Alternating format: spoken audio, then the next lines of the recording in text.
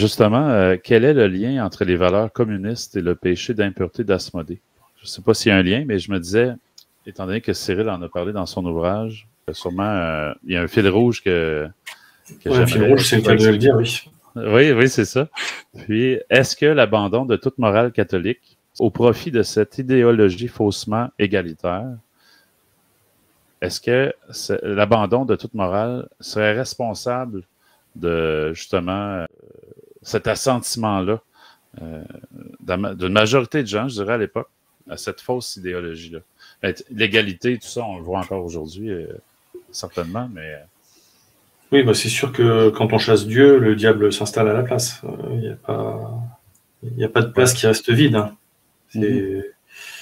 Et c'est symptomatique aussi de savoir que Marx, dans sa jeunesse, a écrit des poèmes à la gloire de Satan, à la gloire de la rébellion contre Dieu, à la gloire de la destruction de la société. Donc ça interpelle quand même quand on lit ses écrits de jeunesse, et que je me sens que j'en ai cité dans mon livre quelques-uns. Oui. Des poèmes de Marx. Ouais. Voilà, c'est impressionnant, puisqu'après, en 1864, c'est lui qui a rédigé le premier statut de la première internationale à Londres, donc la première internationale communiste, et que 1864, c'est l'année qui a été annoncée par Notre-Dame de la Salette pour la libération des démons de l'enfer, un grand nombre de démons. C'est frappant parce que donc on a cette année 1864 où on nous annonce la libération des démons de l'enfer, et c'est l'année où la première internationale communiste est créée. Et après, en 1917, on a encore Notre-Dame qui intervient, cette fois-ci à Fatima, et qui nous dit que si on ne consacre pas la Russie à son cœur immaculé, la Russie répandra ses erreurs dans le monde entier. Et c'est au mois de mai, et en octobre 1917, donc la même année, il n'y a pas eu la consécration de la Russie, et c'est la révolution bolchevique, et effectivement, de Russie va partir le communisme et va contaminer toutes les sociétés vont être contaminées par le communisme. Oui, c'est universel, c'est ça, c'est pas seulement... Donc, le communisme s'attaque vraiment aux valeurs de la religion catholique. Le communisme, il s'attaque par exemple à la propriété privée, avec la collectivisation des biens. Le communisme s'attaque à la famille. Il va empêcher les parents d'éduquer leurs enfants. Il va pratiquer, par exemple en Chine communiste, la politique de l'enfant unique. Donc, ça va obliger les femmes à avorter, ça va obliger les femmes à utiliser le stérilet, qui est un moyen abortif. Beaucoup de gens croient que c'est un moyen contraceptif, mais c'est un moyen abortif, en fait. Parce qu'il n'empêche pas la fécondation de l'ovule, mais par contre, une fois que l'ovule est fécondé, il empêche sa nidification. Et donc, ça fait avorter la femme, même si c'est dans les premiers stades. Et tout ça, ça vient du communisme et de la Chine. Donc, oui, il y a une corrélation, effectivement, avec l'offensive d'Asmodée contre la famille. Absolument. Surtout en France, puisqu'on a le docteur Simon, qui, lui, va aller étudier en Chine communiste comment ils font pour mettre en place la politique de l'enfant unique, et qui va ramener en France le stérilet, et qui va, par le biais des loges et du planning familial, diffuser ce moyen qu'il présente comme un moyen de contraception, et que beaucoup de femmes vont utiliser sans savoir qu'en fait, régulièrement, elles avortent sans même le savoir. Oui, l'ovule étant déjà fécondé, c'est un avortement quand même, c'est ça, exactement. Oui, c'est ça. Oui, puisqu'on interrompt la vie, en fait. Mais oui. Puis je me rappelle aussi, dans votre livre, vous parliez, les communistes, les enfants devaient épier leurs parents, puis les vendre. En fait, comme des petits espions dans les familles. Il me semble que c'était en Russie. Mais non, c'est peut-être je me mélange, mais... Oui, c'est dans le livre 1984, où les enfants épient leurs parents. Mais bon, c'est réaliste, hein, parce que les Viet Minh, les Viet Cong au Vietnam, ils ont fait la même chose avec les enfants. Ils interrogeaient les enfants, et les enfants dénonçaient leurs parents. Ou en Russie aussi. Oui, en Russie, j'ai un exemple d'un enfant qui avait dénoncé son père, et qui a fait fusiller son père et qui était un Ouais. héros national. Ouais. Je me rappelle quand j'étais enfant, je faisais de l'allemand au collège.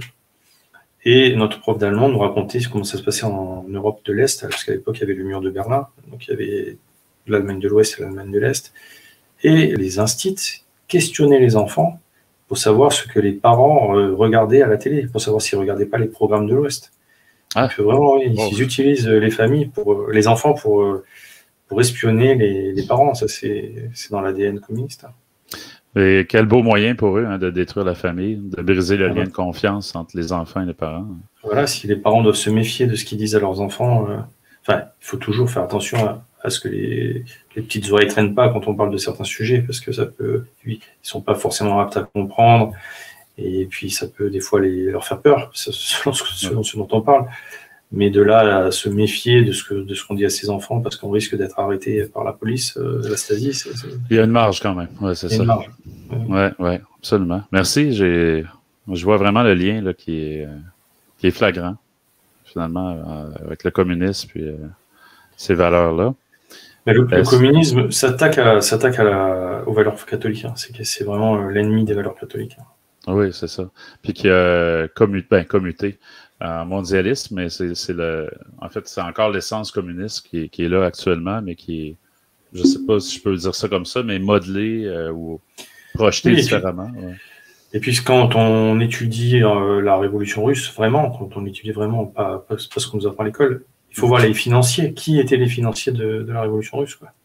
Tout ça, c'est des systèmes qui ont été mis en place pour détruire les empires et les nations pour arriver à faire justement pour contraindre. Alors, par la violence, on fait une grande nation à l'Est, qui était l'ex-URSS, et par la peur, on oblige les nations, par exemple européennes, à se regrouper, à faire des alliances qui pourraient être contre nature, pour mettre en place des organisations supranationales à cause de la peur d'une nouvelle guerre, avec toutes les conséquences qu'elle peut avoir. On a vu ce qui s'est passé, ce que les Américains ont fait quand ils ont lancé les bombes atomiques sur Hiroshima et Nagasaki. Les hommes ont peur.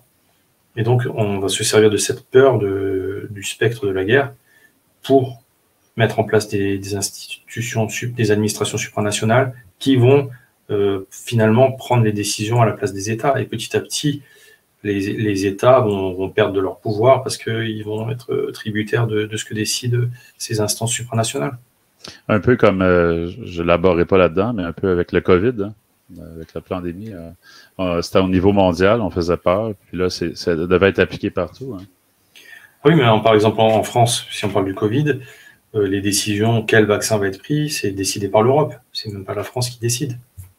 Exactement, c'est ça. Il n'y a plus de nation là, qui a un pouvoir décisionnel. C'est une mesure globale. Hein. Je dirais, c'est ça en Europe. Nous, on était beaucoup avec les États-Unis. Chaque région du monde était contrôlée par leur mentor, voilà, on peut dire. Voilà, c'est Pierre Hillard qui en parle très bien de tout ça, de tout ce qui est mondialisation, globalisation. Absolument. Lui, c'est vraiment un spécialiste. Il a beaucoup étudié tout ça et il a des références. C'est fou toutes ces connaissances, quoi. Ah oui, c'est vraiment un maître dans son domaine.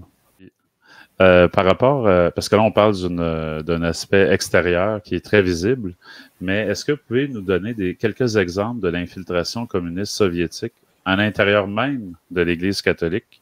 Je pense, entre autres, à la collaboration de Montigny-Paul VI. Montigny, lui, c'était le grand chelem. Hein. Il y avait des accointances avec la mafia, avec l'URSS, les pourris, en fait. Hein. Et oui, effectivement, il dénonçait les prêtres qui étaient envoyés par Pie XII de l'autre côté du rideau de fer. Et quand ils arrivaient là-bas, ils étaient attrapés et puis torturés ou emprisonnés ou tués. Et c'était lui la taupe qui les dénonçait. Incroyable. Certainement que c'est parce qu'ils avaient des dossiers sur lui, le KGB, parce qu'il ciblait les gens comme ça, les gens qui avaient des déviances sexuelles. Et Montigny était homosexuel. Ouais. Et donc, ils avaient un moyen de pression sur eux. Et après, une fois qu'ils avaient commencé à céder au chantage, ils pouvaient plus. C'était très difficile de faire marche arrière. Donc, on pense que qu'ils avaient ces dossiers sur lui et que c'est comme ça qu'ils le tenaient. Pour le faire chanter, oui, c'est ça. Pour le faire chanter, oui. Puis d'un autre côté, je pense à Mancini avec, je me rappelle pas du nom, mais son, pas un pendentif, mais le truc juif qu'il y avait sur lui là, souvent. Les FOD. Oui, les FOD, c'est ça. Est-ce que ce serait quelque chose on lui aurait dit, ben, tu vas mettre ça, on te l'impose, ou c'est de façon volontaire? Ben, c'est dur à dire, mais le résultat est le même de toute façon.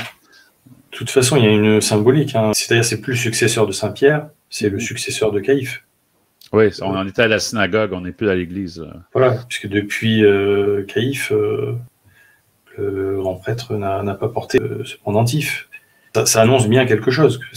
Parce que ces gens-là ne font rien au hasard. Hein. Ça a un caractère symbolique pour dire, ça y est, on passe à autre chose. Quoi. On passe à la vitesse supérieure. C'est ça.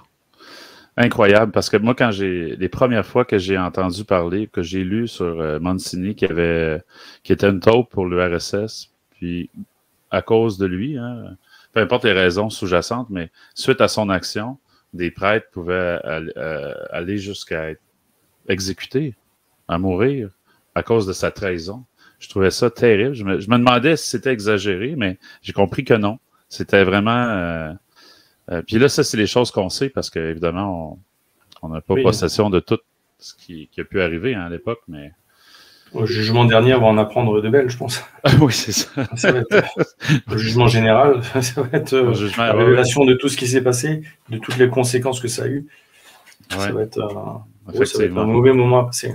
Oui, non, c'est ça. Heureusement, c'est pas tout de suite, mais préparons-nous quand même dans l'optique de... Oui. Pour ça qu'il faut quand même avoir une petite idée, hein, à l'avance un peu. Oui, et puis c'est pour ça que quand on nous dit non, Montigny, il a survécu et tout ça. Enfin... Ah mon Dieu, ouais, ça c'est complètement délirant. Hein. Ben oui, voilà, mais regardez qui c'était Montigny, quoi. Enfin, c'est pas sérieux, quoi. Ben non. Il était loin du saint homme que les conciliaires projettent. Hein. Et même qui a été faussement canonisé par eux. C'est le comble de toute façon. Eux, ils canonisent tout le monde. Hein. Tout leur pape de Vatican II. Bientôt, ils attendront même plus qu'il soit mort pour les canoniser. Parce que... à la retraite. Hein, sûrement à la démission de Bergoglio bientôt, à sa résignation. Il va être intronisé au temple de la canonisation. C'est possible. On rit, mais on sait jamais. Subito. Oui, c'est ça. Ah, mon Dieu. Enfin, en fait, ça correspond tout ça aux méthodes instaurées par Staline, hein, qui avait mis en place des tops un peu partout dans toutes les élites des pays de l'Ouest pour, pourrir de l'intérieur tout ça. Ouais. Encore une fois, on retombe sur les mêmes méthodes que la franc-maçonnerie, hein, de tabula rasa. Donc, on veut tout détruire, faire pourrir les choses pour reconstruire autre chose derrière. C'est les mêmes. Ils ont le même patron tous les deux, hein, les francs-maçons et les communistes. Oui, parce que Satan est pas très créatif. Hein. Il invente rien. Il va reprendre la même recette gagnante, entre guillemets. Voilà, c'est ça. Hein. Tant que ça marche, il se casse pas la tête. Si ça marche, on va utiliser ça. Oui, c'est ça. Est-ce que, en parlant de Satan, pouvez-vous expliquer brièvement l'objectif satanique derrière les 2 guerres mondiales? Guerre qui avait été orchestrée par les élites occultes en lien avec l'offrande de sang de toutes les victimes innocentes en son honneur, si je peux dire, ou en fait, en offrande. Grosso modo, on peut dire que les objectifs de ces guerres furent de remodeler le monde en détruisant les populations rurales, leurs traditions, et aussi les empires, en ruinant les États européens, et en installant une dualité de façade, hein, c'est ce qu'on disait tout à l'heure, Est-Ouest, ou pays libre et totalitarisme, selon la sémantique qui était utilisée, pour forcer les alliances, c'est ce que je vous disais tout à l'heure, internationales, et justifier la création d'instances supranationales. Ah ouais. Dans le but d'instaurer une globalisation, donc clairement démoniaque, qui permettra à Satan, par l'Antéchrist, de régner sur le monde. C'était le projet de ces guerres mondiales qui ont détruit la société, quoi. La société. Catholique, Oui. ouais, c'est ça. Puis en même temps, est-ce que c'était déjà prévu à l'époque qu'il y avait comme le double objectif parallèle de faire des victimes des guerres, en fait, plus de sang innocent possible, qu'il allait recevoir un pouvoir occulte en échange si il pouvait sacrifier plus de Oui, je pense, victimes possible. oui, il y a certainement une dimension sacrificielle, effectivement, Mhm. oui. Tous les crimes qui ont été perpétrés, hein. Et c'est que ça continue aujourd'hui avec les lois, comment dire, sur l'avortement. C'est Oui, oui. clairement des enfants sacrifiés à Moloch, hein. C'est pas. Exactement, c'est ça. Là, on est dans un. Pour la plupart des gens, ils verront pas le parallèle, mais c'est la même chose. Puis il y en a beaucoup plus, je pense, j'ose dire ça, que des avortements que les victimes qu'il y a eu des guerres précédentes. Mais si on prend dans l'histoire, parce que puis ça continue toujours à augmenter. Hein. Il me semble me rappeler qu'il y a 1 à 2 avortements par seconde dans le monde. Donc c'est pour vous Oh, dire, mon Dieu. C'est énorme, terrible. c'est énorme. Ouais, c'est ça. Et des avortements déclarés, donc faits en clinique. Donc on ne parle pas de tout ce qui est avortement lié au stérilet, justement. Oui, à la contraception, aux différents moyens utilisés, c'est ça. Ouais, en plus. La contraception, non, ça fait pas avorter, mais le stérilet, ça fait avorter. Mais oui, c'est vrai. Oui, oui, pardon. C'est ça. Oui. Aussitôt que la Contraception, fécondation est là, ouais. c'est un péché grave, mais c'est pas l'assassinat d'un enfant, quoi. Il tue pas la vie, au moins. Ouais, si on peut le dire. Il empêche d'arriver. Ouais, c'est ça. En 1864, on en parlait tout à l'heure, qui est une année charnière, si on peut dire, parce que tous les démons de l'enfer ont été relâchés par la permission de Dieu. Quelles conséquences directes ont découlé de cet événement sur les pécheurs que nous sommes? Je parle ici en lien avec l'influence démoniaque, les tentations, notre nature, puis en fait, l'environnement, l'époque dans laquelle on était à ce moment-là, mais aussi aujourd'hui, puis parce qu'on se fait attaquer plus qu'avant, si on peut dire ça comme ça. Oui, oui, on se fait attaquer plus qu'avant, et surtout par des démons plus méchants et plus puissants que ceux qui s'occupent des humains habituellement, quoi. Donc oui, 1864 a été une année charnière parce que c'est l'année où les démons ont été libérés de l'enfer. On était plus attaqués, mais aussi on est attaqué par des démons qui sont plus méchants et plus puissants que ceux qui s'occupent habituellement de nous sur Terre. Puisque Sainte Françoise Romaine a expliqué ça, c'est que quand il y a eu la révolte des anges au ciel, il y a eu 3 types de comportements chez les anges. Il y a ceux qui ont pris parti pour Dieu, qui ont défendu Dieu et qui sont restés fidèles. Oui. Il y a ceux qui se sont rebellés et qui ont suivi donc Satan dans sa révolte, qui ont été d'accord avec lui. Et il y a ceux qui n'ont pas pris parti, qui se sont dit, qui se sentaient pas concernés, en quelque sorte. Et ceux qui ne se sentaient pas concernés et ceux qui se sont révoltés ont été punis, donc ils ont été chassés du ciel. Les démons qui avaient suivi Lucifer ont été plongés en enfer, enfermés en enfer, et les autres ont eu l'autorisation de tenter les hommes. Donc ce sont les démons des airs et les démons qui errent sur terre pour tenter les hommes. Et c'est avec ces démons-là que l'on a affaire habituellement. Et Dieu ne permet que les démons qui sont enfermés en enfer ne soient libérés que quand le comble des péchés des hommes est tellement important qu'il les libère pour châtier les hommes.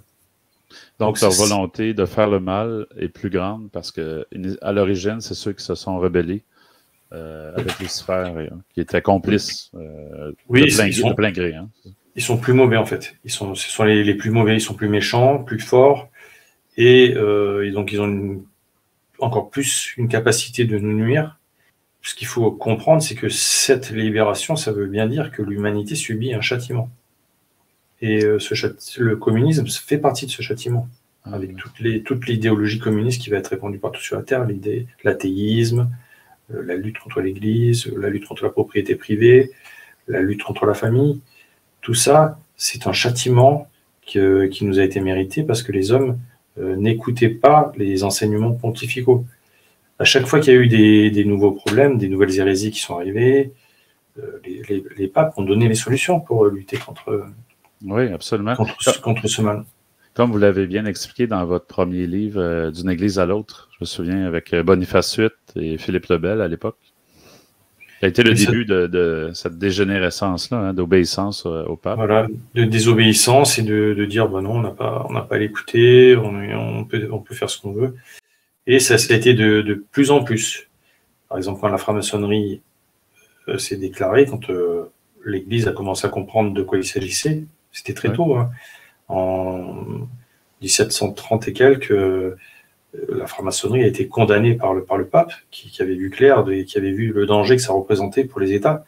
Mais, par exemple, en France, normalement, quand il y avait une loi d'église, elle était inscrite au Parlement et ça devenait une loi d'État. Et les lois contre la franc-maçonnerie n'ont même pas été enregistrées au Parlement français. Ah. Et la conséquence, on l'a vu rapidement, hein, c'est que toutes les élites ont été pourries par la franc-maçonnerie. À Paris, tout le monde était franc-maçon, hein, que ce soit franc-maçon vraiment en loge ou franc-maçon sans tablier, c'est-à-dire qu'ils partagent les mêmes valeurs. Ouais. Mais si les catholiques avaient écouté les instructions du pape, ça ne serait pas arrivé. Oui, c'est la conséquence directe, absolument. Puis, en fait, même à l'époque, même à l'époque, en fait, ceux qui étaient employés, qui travaillaient avec ces ministres-là dans l'État, qui étaient sans tablier, j'imagine que s'ils ne voulaient pas suivre les directives de ceux en tablier, ou ne voulaient pas suivre les mêmes valeurs, la même ligne de pensée, mais ils étaient remerciés, puis ils ne faisaient pas long feu, j'imagine. Oui, et puis c'était plus, on était dans l'esprit de Voltaire, vous voyez, des Lumières, de la moquerie, par la moquerie, ils arrivaient à détruire les gens. Il y a des gens qui ont été détruits parce qu'on a fait des pamphlets, on les a tournés en ridicule, on les a décrédibilisés, on s'attaquait à leur réputation, et là, c'était terrible. Très intéressant. Donc, jusqu'à si on se ramène à aujourd'hui, les démons sont toujours relâchés de l'enfer, les plus puissants, en fait, les plus malins. Puis, parce que je me ramène à la vision qu'avait eue Léon XIII en 1884, quand il avait entendu le dialogue entre Jésus-Christ et Satan, puis Satan lui avait demandé 75 à 100 ans. Est-ce que, parce que c'est pas 2 fois, mais le délai est expiré, est-ce qu'on peut s'attendre que les démons sont retournés en enfer ou sont toujours présents? Moi, je penserais qu'ils seraient toujours présents, ces démons-là. Oui, pour moi aussi, ils sont toujours présents parce que on voit clairement l'effet de leur présence sur Terre. C'est l'usure partout pour Mammon, c'est l'impureté partout pour Asmodée et l'aveuglement partout pour Belzébuth. Donc ça veut bien dire que on subit toujours leur action délétère et c'est normal parce que tant qu'on n'aura pas compris pourquoi il y a eu ces châtiments, pourquoi nos pères ont été punis, et tant qu'on ne demandera pas pardon pour ces fautes et qu'on se détachera de la culpabilité de nos pères, c'est-à-dire qu'on n'acceptera pas de suivre leurs traces et de faire la même chose qu'eux, pourquoi le châtiment prendrait fin? Oui, c'est ça, puis c'est la nature même du châtiment. Le pourquoi que Dieu a permis ça, j'imagine, parce que s'il n'y avait pas le châtiment, les gens ne se mettraient pas à genoux. Oui, il faudra certainement... Malheureusement, il faudra certainement une grande tribulation, comme tout ce qui nous est annoncé par les prophéties. C'est des châtiments terribles qui nous attendent. On ne sait pas quand. Si ça se trouve, c'est dans un avenir proche. Si ça se trouve, c'est pas très proche. Mais ce qui est prophétisé, c'est que quand les méchants penseront triompher, c'est à ce moment-là que Dieu interviendra. Donc, ça va continuer à se dégrader. Malheureusement, oui, c'est ça. Puis personne ne peut le dire. Hein. Non, mais par contre, on peut prier, on peut demander pardon, on peut essayer de réparer comme on peut, en se consacrant au cœur immaculé de Marie, en pratiquant la dévotion des premiers samedis du mois pour réparer les outrages commis contre son cœur immaculé. Le ciel nous a demandé de certaines pratiques. Il faut obéir à Notre-Dame pour lui montrer qu'on l'aime, et que si on a l'humilité de lui obéir, de se mettre à genoux et de faire ce qu'elle a dit, elle intercédera pour nous auprès de son Fils, et son Fils interviendra pour nous. J'ai compris aussi que peu importe le nombre de fidèles qui font ces pénitences-là, ces actes-là de contrition, ça a un effet. C'est certain que quand il va y avoir une quantité plus grande, suite au châtiment, aux tribulations, là, il va y avoir la résolution de la crise, tout ça, puis Dieu va intervenir de façon plus grande, mais Oui, je veux dire, l'effet est là quand même, hein. Peu importe, même si on est un petit nombre, tout ça, c'est pas inutile, évidemment. oui, il faut qu'il y ait, comment dire, il faut des âmes généreuses. C'est de ça dont on a besoin, des âmes généreuses qui offrent de leur temps pour les autres, en pénitence, en prière, voilà. C'est ça qu'il faut essayer de faire. Ouais. Pour toucher le cœur de Dieu, pour qu'il nous sorte de cette crise. Oui, absolument. Et nous, au Québec, comme à bien des endroits, on est vraiment frappé durement parce qu'on est orphelin de prêtres, si on peut dire, mais on a seulement 2 prêtres qui peuvent venir au Québec de façon occasionnelle. Mais au moins, on en a. Parce que je sais qu'il y a des régions dans le monde qui n'ont aucun prêtre non nunacum qui peut se déplacer. Hein, il y a des pays où il n'y en a pas du tout. C'est ça. Donc, il y en a des pires que nous. Mais l'absence de sacrement, l'absence de pouvoir avoir un conseiller spirituel, je pense qu'on fait un prêtre régulièrement, ça manque cruellement, puis on voit les effets, mais on l'a mérité, en fait. On l'a mérité. Au Québec, on a été terrible dans le reniement de la foi catholique dans les années 60. En France aussi. Hein. Ouais. Ah oui, en mai 68, particulièrement, c'est oui, bien saisi. Ouais. En mai 68, oui, c'était un mouvement contestataire qui était dans la rue. Hein. C'était la jeunesse qui était descendue, entre guillemets, dans la rue. Ouais. Pour changer la société, en fait. Hein. Ouais. C'est un mouvement qui a été récupéré par le pouvoir politique pour faire passer des réformes en douceur, en surfant sur la vague du mécontentement. On a récupéré le mouvement pour faire passer des réformes sociétales. Oui, on fait du pouce là-dessus. Ouais. Oui, on fait ça, on fait descendre les gens dans la rue, et puis après on va dire, oui, on va vous écouter, regardez, voilà les solutions qu'on vous a proposées, et les médias vont nous dire, oui, ils ont proposé ça, c'est ça qu'il faut. L'opposition contrôlée a fonctionné, on voit pour la liberté. Oui, il faut leur vendre de l'espoir, ces gens-là, parce que malheureusement, étant donné que le vide est là, le vide spirituel, il faut le remplir avec d'autres choses, puis ils sont plus facilement manipulables. J'aimerais ça qu'on reparle du mariage. Dans le chapitre L'œuvre impure d'Asmodée, vous dites que la pastorale abominable de Vatican II sur le mariage, et là je vous cite, a conduit à la désastreuse licence des mœurs que nous connaissons aujourd'hui. Comme vous dites, l'Église conciliaire est une arme dans les mains d'Asmodée. Pouvez-vous nous citer rapidement les points d'attaque de Vatican II par rapport à ce que je viens de dire, qui ont causé ce désastre des mœurs? Parce que vous l'expliquez très bien dans votre livre. C'est un peu pour mettre l'eau à la bouche aussi des auditeurs, parce qu'on ne révélera pas tout ce qu'il y a dans votre livre, mais je trouvais ça vraiment génial, comme les explications que vous avez données, qui donnent vraiment une bonne compréhension d'un sujet vraiment important. Et ce qu'il faut comprendre, c'est la concomitance des agendas. En fait, on voit que quand il y a des réformes sociétales qui se préparent, avec cette fausse église, cette contre-église, au lieu de faire comme l'église a toujours fait, quand elle voit qu'il y a un danger, le pape sort une encyclique, explique aux catholiques ce qu'ils doivent faire pour lutter contre. Là, non. Là, on est on accompagne la réforme. Ah. On se met au diapason du monde, en fait. C'est l'esprit qu'on retrouve dans Gaudium et Spes. Donc, quand on voit, par exemple, la révolution sexuelle, qui débute dans les années 50 aux États-Unis, avec Kingsley, etc., qui mérite une réponse ferme de l'Église, pour rappeler aux catholiques les principes de la religion, non, on va voir qu'avec Jean XXIII, Roncalli, en 1963, lui, il crée une commission pour l'étude de la population, de la famille et de la natalité, en réponse aux demandes politiques, justement, de limitation des naissances par la contraception artificielle, afin de répondre aux attentes du monde. Au lieu de dire non, de rappeler la doctrine de l'Église, parce que c'est qu'enseigne le magistère, surtout que Pie XII l'a rappelé en 1951, donc c'est encore tout récent. Ouais. Et il a rappelé le magistère aussi de Pie XI, qui avait écrit une encyclique Casti Connubii en 1929. Donc il a rappelé le cadre et les lois de l'Église par rapport à la contraception, qui est intrinsèquement mauvaise en fait, qui est reconnue intrinsèquement mauvaise par l'Église. L'Église conciliaire, qu'est-ce qu'elle fait? Elle fait une commission. Et donc, une commission, au départ, donc, quand c'est Roncalli qui l'a fait, elle est composée de clercs.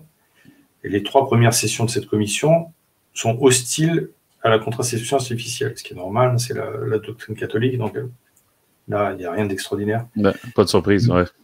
Mais les conclusions sont remises à un plus tard. On sort pas même s'ils ont refusé 3 fois, s'ils ont dit 3 fois que c'était pas bon, non, on attend pour les conclusions définitives. Entre-temps, Roncalli décède. En 1964, c'est Montigny qui est aux affaires. Il retire des débats la contraception parce qu'il dit qu'il y a une commission de spécialistes qui est en train de plancher sur le sujet. Ah, il s'en lave les mains, ouais, c'est ça. Ouais, c'est ça. C'est la commission. Voilà, c'est la commission, alors que, bon, normalement, il est infaillible, donc il n'a pas besoin d'une commission pour savoir ce qu'il doit dire et ce qu'il doit faire. En effet. Et en plus, le comble de l'absurdité, c'est qu'il élargit la commission, soi-disant pour tenir compte des récents apports de la science. Donc, il inclut dans cette commission des couples. Donc, il y a un couple de Français, de Canadiens, et le 3e nationalité, je ne me rappelle plus. Il y a des sociologues, il y a des économistes, des biologistes, des médecins. Et finalement, dans cette commission, les clercs sont minoritaires. Il y a plus de laïcs que de clercs. Cette commission de spécialistes qui va dire si, oui ou non, la contraception artificielle est acceptable par l'Église. C'est complètement délirant. Oui, puis le pouvoir du nombre, hein, dans la fausse liberté de la démocratie, mais ils servent de ce principe-là, de dire, on va mettre majoritairement des experts laïcs qui sont sûrement pas catholiques à la base, puis on va mettre quelques clercs pour donner une apparence de... Mais moi, c'est l'origine même de la commission, la prémisse d'avoir voulu faire une commission, comme vous avez dit. Le pape est infaillible. Alors, pourquoi faire une commission, premièrement, composée majoritairement de laïcs? Puis, la deuxième chose, c'est le fait de remettre en question quelque chose qui a déjà été établi. Voilà, et surtout, ce qui est vicieux, c'est que à la fin du concile, on a retiré du débat sur la contraception artificielle, en attendant... Donc, dans les textes, c'est écrit qu'on attend la conclusion des spécialistes. Oui, je me rappelle de ça. Incroyable. Donc, on est en 64, on attend la conclusion des spécialistes. En 65, on attend toujours la conclusion des spécialistes. On laisse couler. On laisse couler, mais ce qui est terrible, c'est que dans la pastorale, au jour le jour, on est dans l'euphorie de Vatican II. Vous savez ce qu'ils ont dit, on a ouvert les fenêtres pour aérer l'église. Enfin, et les prêtres, il y a des tas de prêtres qui défroquent, qui se marient, et les fidèles qui disent, mais alors la contraception, on a le droit aujourd'hui. Mais oui, allez-y. De toute façon, si la commission, si c'est si long pour donner une réponse, c'est que vous pouvez y aller. Ben oui, c'est sous-entendu.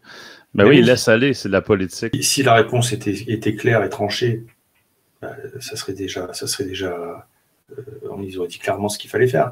Alors que là, on laisse le doute planer avec un état d'esprit d'euphorie de réforme. Donc les clercs disent aux fidèles, allez-y, oui, la contraception artificielle, maintenant, il n'y a plus de problème. Donc les habitudes se prennent.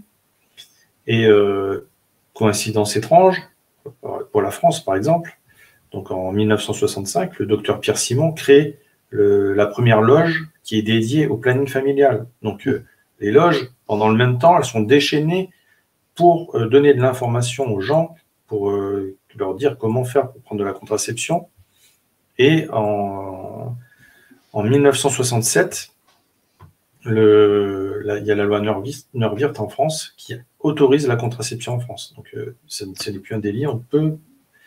Exactement dans la même période. Hein. Ça, c'est pas négligeable, comme vous dites. C'est dans la même période qui ont laissé planer le doute. C'est l'agenda, la concomitance de l'agenda qui est frappante, parce que c'est pas anodin tout ce qui se passe à cette période-là. Ouais. Donc, et en plus, en 1966, la commission elle a finalement déclaré que la contraception artificielle n'était pas intrinsèquement mauvaise. Juste avant qu'on passe la loi sur la contraception. Et elle dit qu'il appartient aux époux d'en décider sans se laisser aller à l'arbitrage, enfin sans se laisser à l'arbitraire, mais en ayant toujours à l'esprit et à la conscience des critères objectifs de moralité. Mais c'est ça, donc ils ont laissé ça ambigu encore au libre arbitre. Voilà, vous pouvez faire, mais il faut faire attention à garder des critères objectifs de moralité. C'est fou. En gros, on leur dit, vous serez comme des dieux décidant du bien et du mal. C'est ce que ça veut dire. Oui, absolument, absolument. On peut... Ça, c'est une autre preuve flagrante pour ceux qui douteraient qu'à l'époque, c'était Monsini qui a été pape ou non, mais un pape ne ferait jamais ça. Il ne laisserait jamais les fidèles dans l'interrogation ou dans la permission de peut-être faire des péchés mortels. Ils ont laissé pourrir la situation pour que le vice s'installe. En plus, les États, bon, ça a été le cas en France, je n'ai pas étudié les autres pays, mais je suppose que ça a suivi. Hein, ça a été aux États-Unis, ça a été en France, et puis ça fait boule de neige. On l'a vu pour le mariage pour tous, comme ils appellent ça. Il y a un État qui le fait, après c'est un autre, et après tous les États se mettent au diapason avec ça. Et pour la contraception, c'est pareil. Un peu comme des enfants avec leurs parents, hein, comme vous disiez tantôt. Ils vont par exemple, eux l'ont fait, ben nous aussi on va le faire. C'est pas mal pour eux, ben on va le faire. Cette contre-église, avec sa hiérarchie, ont laissé pourrir la situation exprès pour installer le vice. Et en France, il y a eu mai 68 qui est passé par là, donc c'était aussi la révolution en plus, l'amour libre, etc., les hippies, etc. Les années peace and love. C'est ça, tout à fait. Faites l'amour, pas la guerre, etc. Et Montini, il attend le 25 juillet 1968 pour sortir une encyclique qui s'appelle Humanae Vitae, où il remet en cause justement la contraception artificielle. Mais uniquement la contraception artificielle. Pas la contraception, la contraception naturelle. C'est deux termes qui ne vont pas ensemble. Oui. Parce que la contraception, ce n'est pas naturel. Ben non, c'est contre nature, justement. C'est contre nature, oui. Donc, il n'y a pas de contraception naturelle. C'est toujours... on devrait plutôt dire la contraception chimique que la contraception artificielle. Oui, c'est ça. Ouais. Donc, il dit que la contraception chimique est mauvaise et l'autre contraception, qui n'utilise pas la chimie, elle est acceptable.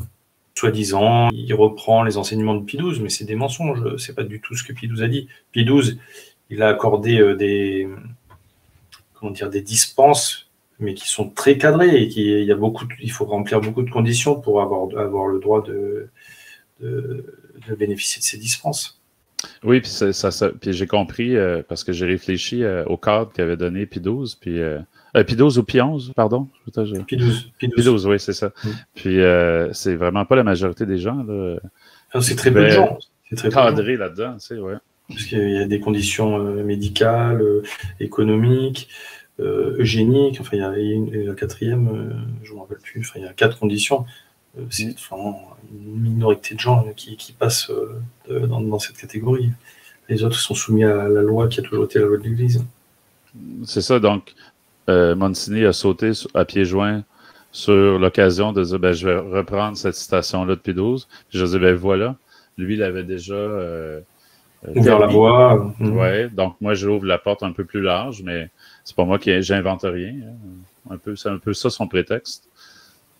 Oui, et puis cette encyclique, c'est un contre-feu qui est allumé parce que les catholiques, ils commencent à se poser des questions, hein, les catholiques conservateurs. Donc, il sort une encyclique qui rend furieux les progressistes, les catholiques progressistes. Et tous les libéraux, ils sont foudrages de voir cette encyclique parce qu'eux, ils imaginaient que ça y est, c'était la contraception, c'était bon dans l'Église catholique. Et ça lui sert à garder le contrôle, en fait. Hein. C'est que pour ça qu'il sort cette encyclique. Hein. C'est pas pour, Oui, c'est pour donner une apparence de conservatisme. Puis moi, ce que ça me disait aussi, c'est que pour décrédibiliser aussi encore davantage l'infaillibilité pontificale, parce que là, je fais entre guillemets, parce que l'infaillibilité pontificale conciliaire, hein, c'est pas du tout la même que l'infaillibilité pontificale que la doctrine catholique, parce que eux, ils vont s'en servir quand ça fait leur affaire. Mais là, avec cet exemple-là, voyez, même les conservateurs de l'époque dans l'Église conciliaire, les fidèles qui se posaient des questions, ils disaient, ben là, non. Monsignor, ils ont fait une commission, ils ont laissé ça en plan. Ils nous ont laissé décider par nous-mêmes dans l'entrefaite. Hein. Puis là, on s'est habitué à la contraception parce qu'on s'est fait dire par ceux qui ont interprété le pourquoi que la commission a duré si longtemps, ben par sûrement des prêtres ou des évêques à l'époque qui ont peut-être dit, ben écoutez, c'est pas encore décidé, mais en attendant, on peut comprendre que c'est pas tout à fait mauvais, c'est pas tout à fait... Et après ça, bang, il va dire, bon, mais c'est intrinsèquement mauvais concernant la contraception, entre guillemets, artificielle. Mais là, le message que ça envoie, c'est que, ben là, j'ai fait une commission, j'ai permis que ça pourrait être étudié, remis en question, la vraie doctrine catholique, mais je dois vous rappeler quand même que c'est comme ça.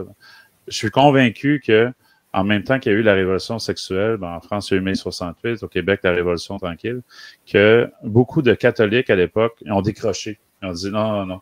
Si c'est pour être ça l'Église, ben moi, ils n'ont plus aucune crédibilité pour moi, franchement. Tu sais, parce que c'était tellement... c'est abuser de l'autorité, c'est manipulation, c'est... Oui, mais et puis vraiment, ce qui permet de dire aussi que cette encyclique était d'une grande hypocrisie, c'est que j'ai trouvé une lettre écrite en 77 par le Vatican à la Fédération internationale d'action familiale qui favorisait l'éducation sexuelle au cœur des écoles. Il encourage la recherche sur la contraception en des termes dithyrambiques. Il les félicite pour le travail qu'ils font. Donc, il écrit cette lettre à cette institution là, qui travaille sur la contraception. Et il dit « Les travaux auxquels vous vous consacrez touchent directement de graves questions de la démographie mondiale, qui ne peuvent laisser personne indifférent, mais ils s'attachent surtout à la façon humaine de les résoudre dans le plein respect de la dignité de l'acte conjugal et dans le souci d'accueillir généreusement le don de la vie. Car derrière ces problèmes se profile l'enjeu du développement intégral de la personne et du couple, de la plénitude de l'amour conjugal capable de maîtriser la fécondité. Le Saint-Père renouvelle d'abord ses encouragements aux chercheurs et aux médecins comme aux responsables de la promotion de la santé au plan national et international, l'importance de la connaissance des lois biologiques de la fécondité humaine qui favoriserait une saine régulation des naissances par des méthodes naturelles exige que les recherches scientifiques s'intensifient en ce domaine, qu'elles soient coordonnées et que ce travail soit soutenu par des investissements proportionnés à l'enjeu en question et aux services rendus. Alors, on est loin de la condamnation de la contraception. Parce que non seulement on encourage les scientifiques à continuer leur recherche là-dedans, et on dit qu'ils devraient avoir des budgets plus grands, plus conséquents en fonction du service qu'ils rendent à l'humanité. C'est un truc de fou. Enfin, je sais pas, c'est surréaliste. Oui, c'est surréaliste, c'est ça, c'est le bon mot. Puis en plus, il parle des forces humaines, avec les progrès humains. Dans le respect des lois de la procréation. C'est tout et son contraire. Oui, parce qu'on ne peut pas faire des accommodements sur les lois de la création. La loi est là, un peu comme on discutait tantôt, hein, avec l'argumentaire, la thèse, l'antithèse. On fait dire n'importe quoi, on dit tout et son contraire. Ça ne tient pas debout. Hein. C'est incroyable. Et en termes de concomitance, on peut parler aussi des paroles d'encouragement de Bergoglio aux homosexuels. Oui. Il a dit, qui suis-je pour vous juger, etc. Au moment où les États passent leurs lois pour le mariage gay. Enfin, pour légaliser la chose, oui, pour décriminaliser, comme ils l'appellent. Ouais. Donc, il donne une caution morale à ces lois, puisque si, dans l'esprit des catholiques conciliaires, de la majorité, si le pape lui-même, il tolère cette chose, qui dit qu'on doit les recevoir dans les paroisses, parce que c'est ça qu'ils disent. On doit les recevoir dans les paroisses, on ne doit pas les rejeter, on doit les laisser venir. Les pauvres, c'est incroyable. Quand on pense aux sanctions que encouraient avant les personnes qui étaient reconnues coupables de crimes de sodomie, une société en ordre. Alors là aussi, l'agenda, il est aligné sur l'Église. L'agenda de cette contre-Église, il est aligné sur l'agenda de la Révolution. C'est clair, ce sont des agents de la Révolution, c'est pas autre chose. Ouais. Ils sont là pour apporter une caution morale à toutes ces choses immorales. En même temps que les lois, c'est ça, sont prêtes à changer dans la collectivité, hein, dans la conscience des gens, ça, je pourrais dire, dans la majorité, mais c'est la concomitance, hein, qui est un point toujours important que je commence de plus en plus à comprendre. Ouais. C'est là qu'on voit que c'est des agents de la révolution, c'est pas autre chose. Ouais. Oui, à la solde, à la botte du diable. Quand on met les choses à plat et qu'on les regarde et qu'on voit les déclarations, à quel moment elles arrivent, dans quel contexte, là, on peut pas nier les faits. C'est la vérité. Ça crève les yeux. Oui. Sinon, on est de mauvaise foi. Ou on est aveuglé, tout simplement. Ah oui, voilà. Si on veut pas voir, on ne voit pas. On peut dire, mais non, c'est pas... Mais oui, mais pourquoi, à ce moment-là, alors que c'est jamais été fait dans l'Église, en ce moment où il y a les changements sociétaux, on a des pseudo-papes qui viennent faire ces déclarations, si c'est pas fait exprès.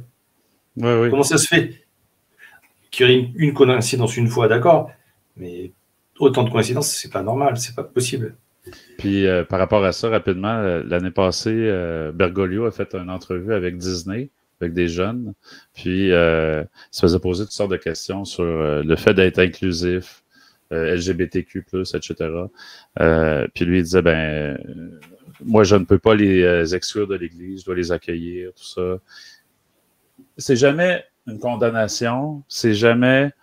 il ne tranche jamais au couteau, là, dire oui ou non, mais ça laisse toujours la porte de plus en plus grande à chaque intervention qu'il fait, comme agent justement de l'agenda, à ce que ce soit accepté socialement, puis que la société se sente cautionnée d'aller plus loin, hein? Aller toujours un pas en avant de plus, parce qu'ils font ça par étapes, évidemment, mais là, je trouve que ça s'accélère beaucoup quand même dans les dernières années, mais ça s'en va pas du bon bord, ça, c'est sûr. Non, ça, c'est sûr. Donc, si vous permettez, dans le chapitre 21 de votre volume, la question des droits conjugaux, selon Vatican II, est traitée. Pouvez-vous nous rappeler, en lien avec vos écrits, ce que demande l'Église catholique sur la chasteté conjugale pour les couples mariés? Oui, disons que l'Église ne veut pas qu'on prive l'acte conjugal de ses conséquences naturelles. En aucun cas, il ne faut pas le faire. Et si on ne veut plus d'enfants, la pratique, c'est la pratique de la chasteté. Donc, s'il n'y a plus la possibilité d'avoir des enfants, que ce soit de nature physiologique, là, c'est différent. Non, là, c'est différent. Si c'est de nature physiologique, si quelqu'un ne peut plus avoir d'enfants, il a toujours le droit d'adopter, par exemple. Oui, il peut adopter, mais au niveau du droit conjugal, ils ont toujours le droit conjugal. Oui, c'est ça. C'est si quelqu'un me disait non, moi je veux plus d'enfants, dans ce cas-là, il n'y a plus le droit conjugal non plus, quoi. Je comprends la nuance, oui, c'est dans la volonté ferme de dire non, moi je veux plus rien savoir. Puisque comme on dit, ouais. Le mariage, c'est pas il faut pas le voir comme un droit à la sexualité, non, c'est plutôt que dans le mariage, deux catholiques se choisissent pour vivre ensemble et pour s'aider à parvenir au salut et à fonder une famille, puisque le but premier du mariage, c'est ça, c'est de donner des fidèles à l'Église. Oui. Et d'élever les enfants qui vont naître de l'union pour en faire des bons catholiques. Et c'est ça le but du mariage. Oui. Il y a une vérité, c'est comme ça. L'Église l'a toujours dit, mais c'est tous les mensonges qui ont été dits après qui mélangent les esprits. Oui, comme moi, j'ai pu être mélangé. Puis là, après ça, on ne sait plus sur quoi se fier, en fait. Mais ce qu'il faut retenir, c'est que l'Église a toujours mis à l'honneur la pureté, la chasteté et la virginité. Ça, ce sont vraiment les valeurs de l'Église dans ce domaine-là. Et après, la sanctification de la sexualité, ça n'existe pas dans l'Église. C'est un concept qui lui est étranger. C'est aux gens de se renseigner s'ils s'interrogent là-dessus, d'aller lire l'encyclique de Pie XI, Casticonubie. Exactement. Et la lettre aux sages-femmes écrite par Pie XII. Voilà, c'est ça qu'ils doivent aller voir. En lien avec la révolution sexuelle de Vatican II, pouvez-vous nous décrire rapidement le rôle qu'a joué le franc-maçon Pierre Simon dans cette réforme diabolique? On a abordé un peu le sujet, mais lui, c'était plus le planning, puis il est devenu comme président de la loge.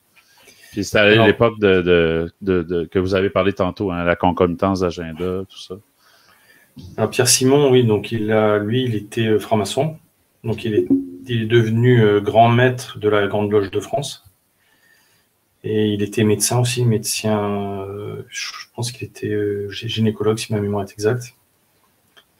Et donc lui, il était aussi conseiller des ministres de la Santé, de plusieurs ministres à suivre. Il est à l'origine des rapports qui ont conduit à l'adoption de la contraception et de l'avortement en France. Donc de la même manière qu'aux États-Unis, il y a eu les rapports Kinsey, qui ont été la caution scientifique, soi-disant, parce que c'était pas du tout scientifique, hein, c'était tout bidonné, qui a permis de légiférer pour assouplir toutes les lois qui encadraient les mœurs aux États-Unis, sur l'adultère, sur l'homosexualité, qui a permis de baisser aussi l'âge de la majorité sexuelle, enfin tout ce qui a amené la licence des mœurs. Ça vient des rapports Kinsey. Les rapports Kinsey ont servi de caution à ça.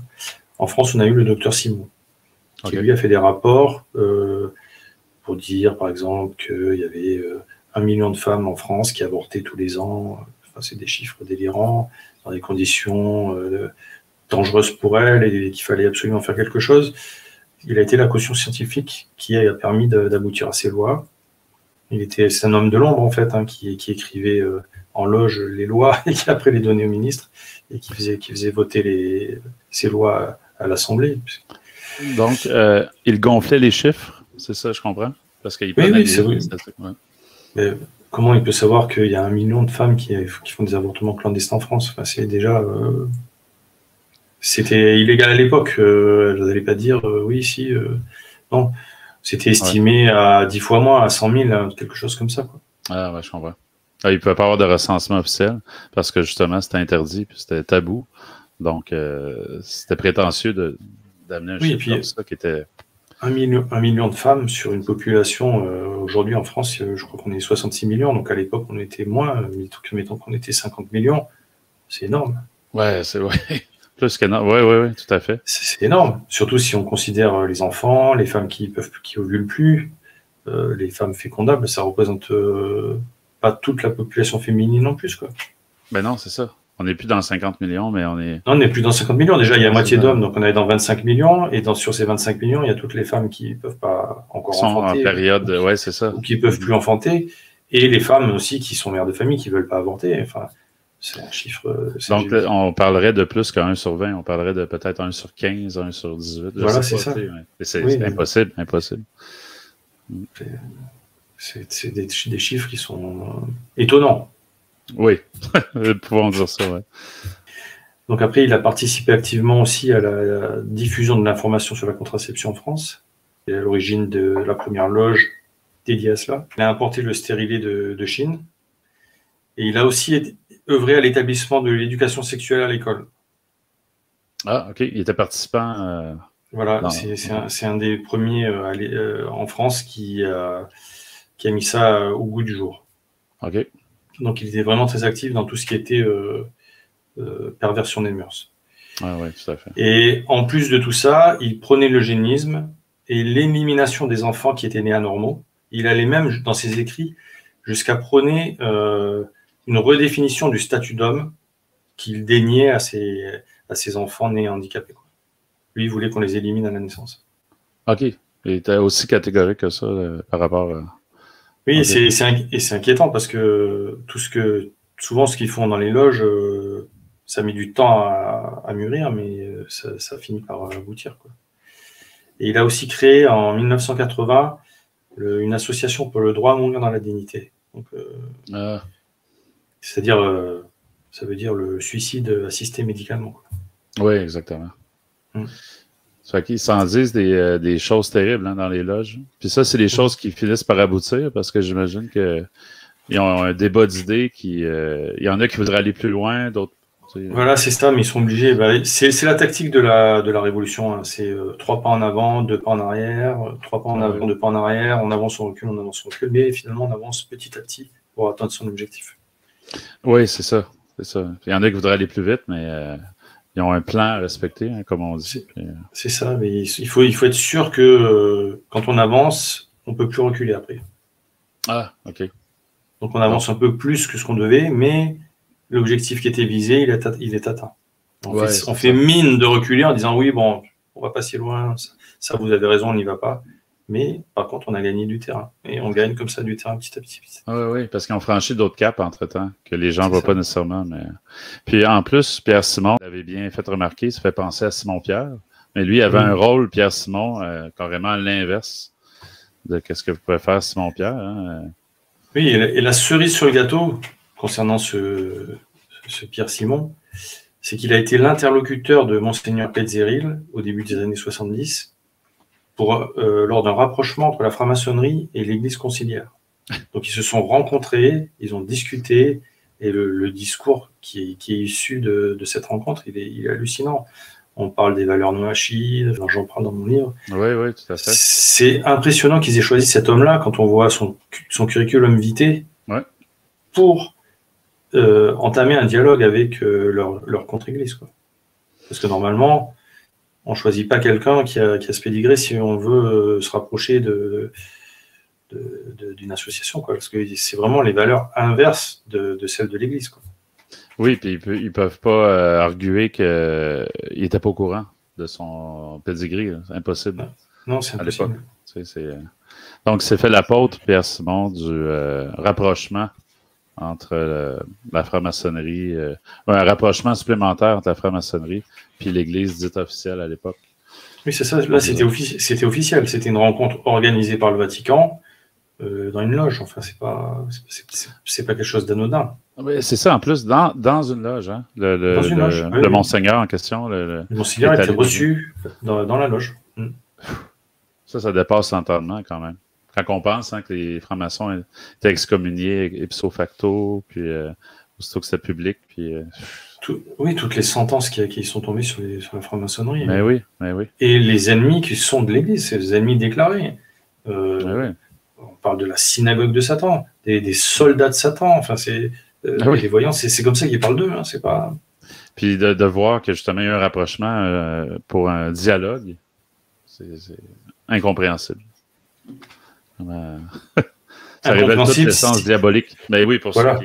Si c'est l'Église, c'est incompréhensible. Si c'est pas l'Église, c'est tout à fait logique.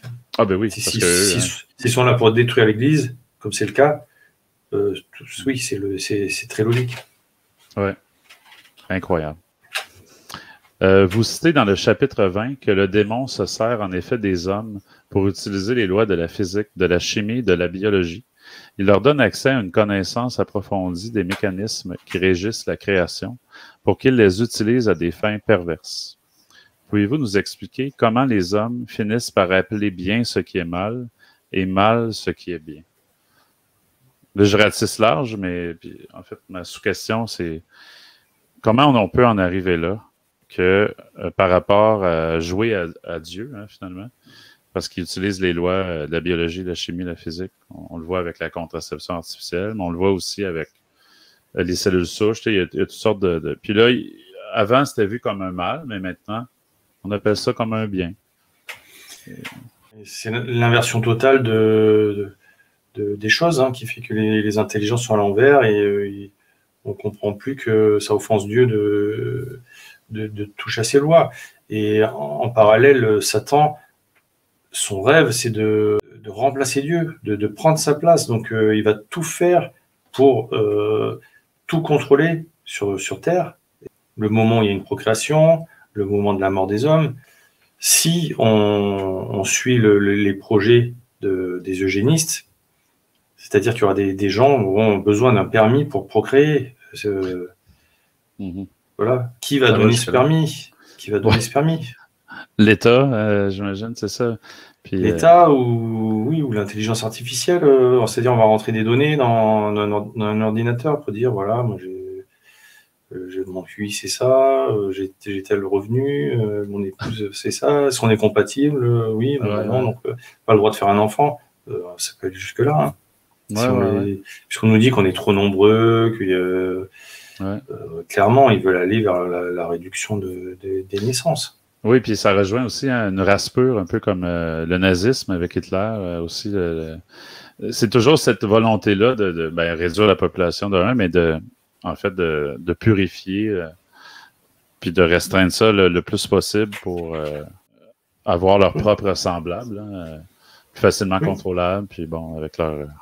Oui, et derrière, je vous dis, c'est la volonté de Satan de prendre la place de Dieu. C'est-à-dire que finalement, c'est lui qui va décider qui peut procréer, quand vont naître les enfants, parce que ça sera tel jour à l'hôpital, l'accouchement est provoqué, et puis après la mort aussi, avec le suicide assisté, si on peut l'appeler. le suicide assisté, oui, ou on peut imaginer qu'à un moment, ils nous disent, à partir de tel âge, vous êtes plus productif, vous servez plus à rien, on vous liquide. Ben oui, c'est ça, les algorithmes, hein, c'est ça, ils vont décider de notre date d'expiration, finalement. On peut très bien, du jour au lendemain, basculer dans une société qui soit gérée comme ça. Puis, après, on n'en est pas encore là, mais, non, je comprends. On voit petit à petit que les moyens se mettent en place de contrôle des populations et de contrôle des uns et des autres aussi. Hein. On peut avoir les applications sur smartphone, juger les autres, leur mettre des notes. Ça fait peur, un peu, toutes ces choses-là. Ah ouais.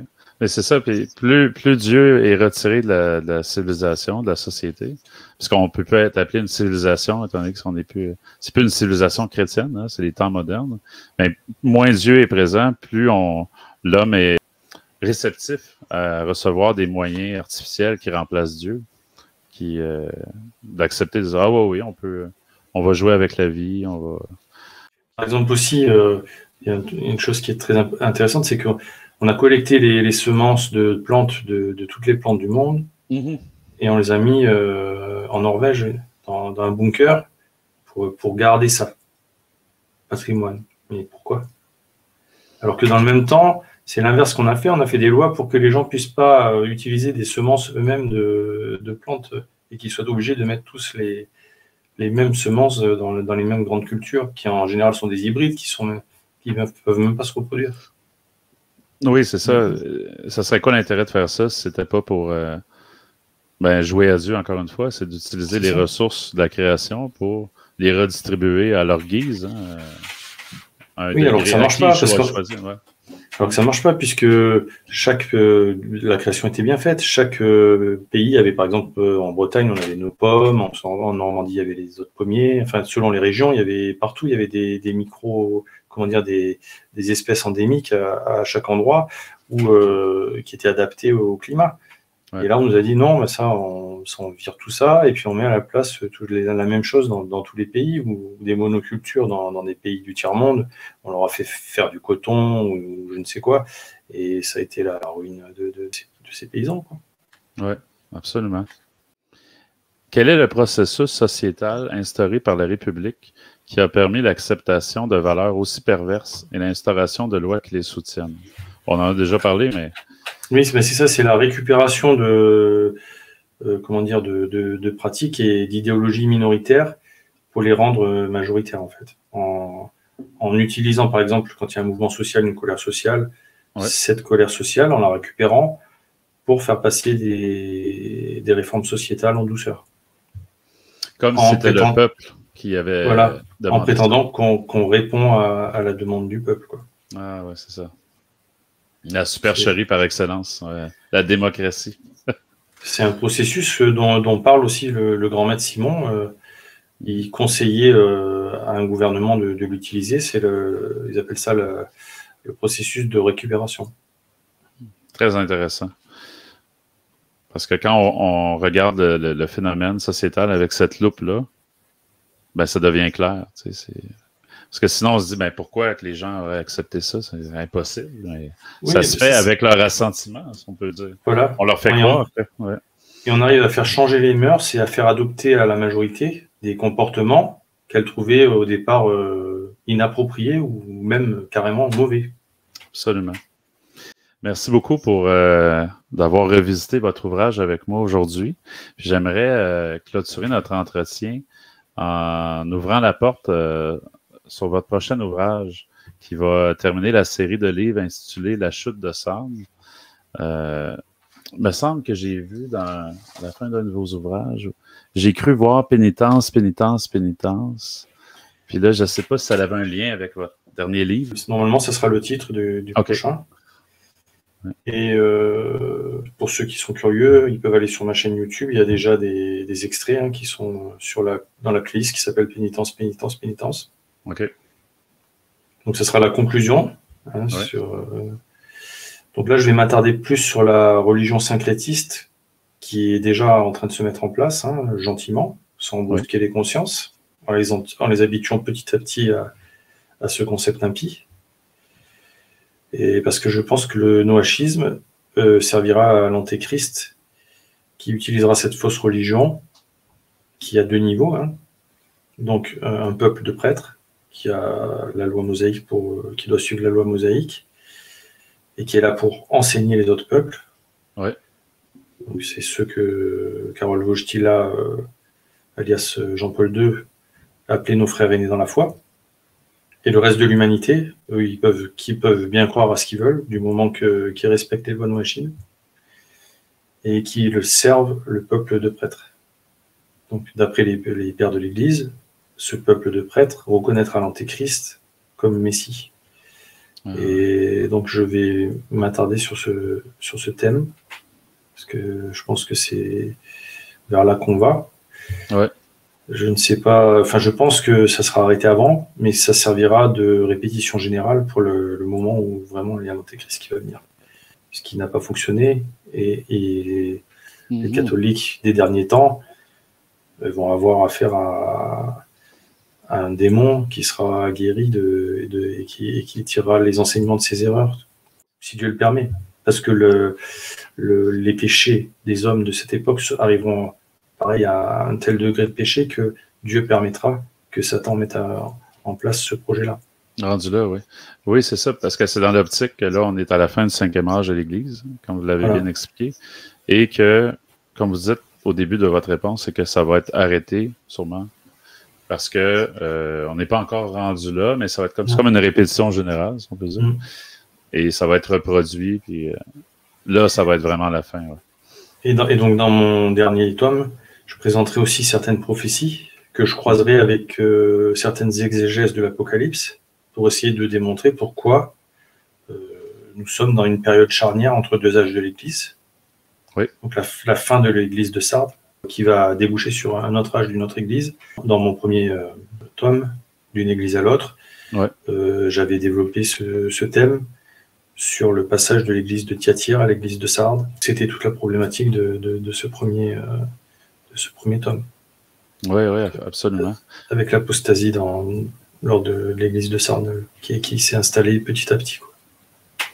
Donc, vous êtes en rédaction déjà pour ce prochain ouvrage? Oui, je suis en pleine rédaction. Oui. OK. Bon, vous souhaitez une bonne continuité là-dedans. On a très hâte de voir le fruit de votre travail. Ça fait plaisir. Puis, merci à vous, merci à tous les auditeurs qui nous ont... C'est moi qui vous remercie de m'avoir permis de parler de mon travail. Ça fait très plaisir, puis je souhaite que plusieurs auditeurs puis leur entourage puissent découvrir vos volumes, parce que moi, comme je vous ai déjà dit, ça a fait une différence dans ma vie, mais aussi dans celle de ma propre famille, particulièrement mes parents mon père, je pense spécialement à lui, qui dévore vos livres. Puis qu'on s'en parle les deux ensemble au téléphone parce qu'on habite quand même à une grande distance, mais c'est un outil de conversion que je recommande à tous. Donc, merci beaucoup, Cyril Dubois. En union de prière. En union de prière, et que Dieu vous garde. Merci, vous aussi. Au revoir. Au revoir.